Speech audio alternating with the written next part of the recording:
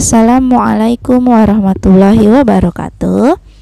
Teman-teman, hari ini kita melanjutkan pembelajaran kita, pelajaran fikih tentang senangnya sholat dalam perjalanan. Di pertemuan lalu kita sudah membahas tentang sholat jamak, maka sekarang kita akan membahas tentang sholat qashar. Iya, sholat qashar. Sholat qashar artinya ringkas. Ringkas artinya lebih sedikit ya, lebih sedikit. Sholat qashar ini hukumnya mubah ya kak, boleh dilakukan. Dan sholat qashar, sholat yang boleh diqashar adalah sholat fardu yang jumlahnya 4 rakaat. Teman-teman masih ingat sholat fardu yang jumlahnya 4 rakaat? Ya, tentu ingat ya, karena setiap hari kita laksanakan. Ya, yang pertama ada sholat zuhur, yang kedua sholat asyar, dan yang keempat sholat isya.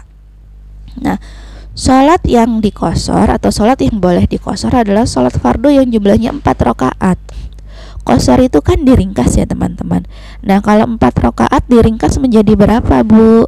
Iya, untuk sholat qashar ingat yang jumlahnya 4 rakaat, dan ini diqashar menjadi 2 rakaat. Jadi misalnya sholat zuhur 4 rakaat, diqashar sholatnya menjadi 2 rakaat. Begitu juga dengan asar dan isya, diqashar atau diringkas menjadi 2 rakaat. Tapi melaksanakan sholat qashar juga ada syaratnya ya. Tidak sembarangan kita boleh melakukan sholat qashar, sama seperti melakukan sholat jamak juga ada syaratnya. Baik, sekarang kita lanjut. Syarat sholat qashar yang pertama adalah dalam perjalanan dengan tujuan yang baik, bukan dalam perjalanan maksiat atau dalam perjalanan yang tidak baik ya. Contohnya berdagang, haji, umroh, silaturahim. Itu kan contoh perbuatan baik ya kak, perjalanan dengan tujuan baik. Kalau dengan tujuan yang tidak baik atau berbuat maksiat, misalnya dalam perjalanan mau mencuri, mau merampok gitu, itu kita melaksanakan sholat qashar tidak boleh ya. Yang boleh adalah ketika kita melakukan perjalanan dengan tujuan yang baik, baru boleh diqashar sholatnya ya, boleh diringkas. Yang kedua adalah jarak tempuh perjalanannya kurang lebih 81 km. Nah, seperti di sholat jamak juga sama, perjalanannya kurang lebih 81 km atau 3 farsah ya. Kemudian yang ketiga, sholat yang diqashar adalah sholat adaan atau sholat yang tunai. Tunai apa Bu maksudnya?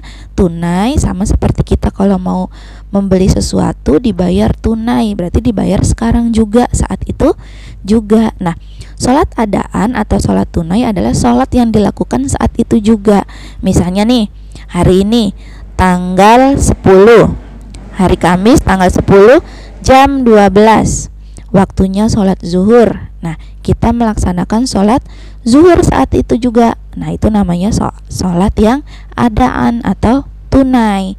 Nah, kalau yang tidak adaan atau tidak tunai gimana Bu? Misalnya kita lupa, oh iya kemarin saya belum sholat, misalnya saya belum sholat zuhur, saya sholatnya sekarang. Nah, itu namanya bukan sholat yang tunai, bukan sholat yang pada waktunya, bukan sholat yang pada saatnya, pada waktunya ya. Itu namanya bukan sholat adaan. Sekali lagi, sholat adaan adalah sholat yang dilaksanakan pada waktu itu, pada saatnya ya, pas gitu kan. Jadi kalau yang tidak pas, misalnya sholat yang mengganti sholat yang belum, yang kemarin, itu namanya tidak tunai. Oke, begitu ya teman-teman, insya Allah paham. Yang keempat adalah sholat yang diqashar, sholat yang jumlah rakaatnya 4 rakaat ya. Ingat, sholat yang jumlahnya 4 rakaat ya. Diqashar menjadi berapa tadi? Iya betul, diqashar atau diringkas menjadi 2 rakaat. Dan yang kelima adalah berniat sholat qashar ketika takbiratul ihram ya. Takbiratul ihram itu ketika Allah Allahu Akbar. Nah, itu dalam hati kita berniat melakukan sholat qashar. Nah, untuk praktek sholat qashar dan sholat jamak akan kita lakukan di pertemuan berikutnya ya teman-teman. Nanti akan Bu Siti beritahu juga apa niat sholatnya dan bagaimana cara melaksanakannya. Oke? Baik, selanjutnya menjawab pertanyaan. Nah, jawablah pertanyaan di bawah ini.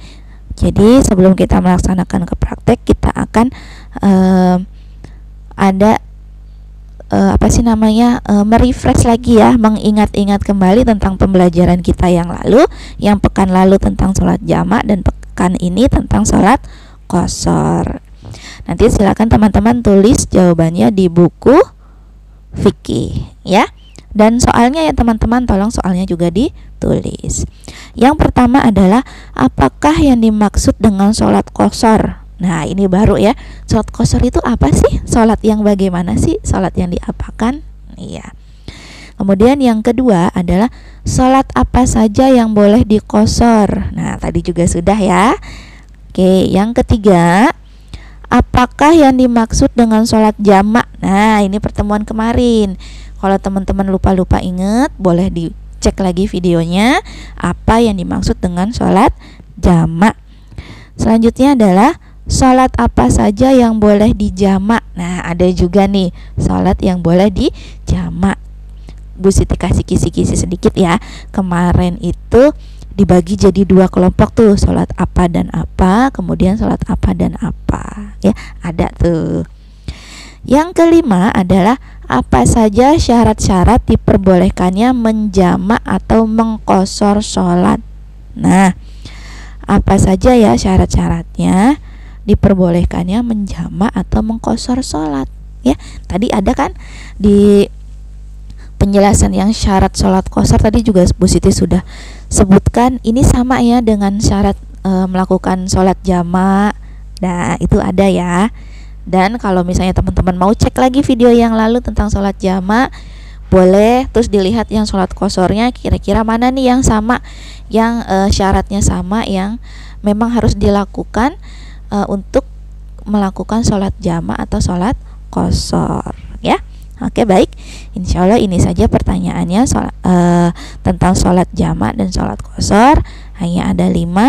Insya Allah ini mudah ya teman-teman ya. Baik, terima kasih teman-teman sudah mau menyimak pembelajaran kita kali ini. Mudah-mudahan kita semua diberikan pemahaman yang baik oleh Allah Subhanahu wa Ta'ala, sehingga kita bisa mengambil ilmu dari pembahasan kita hari ini.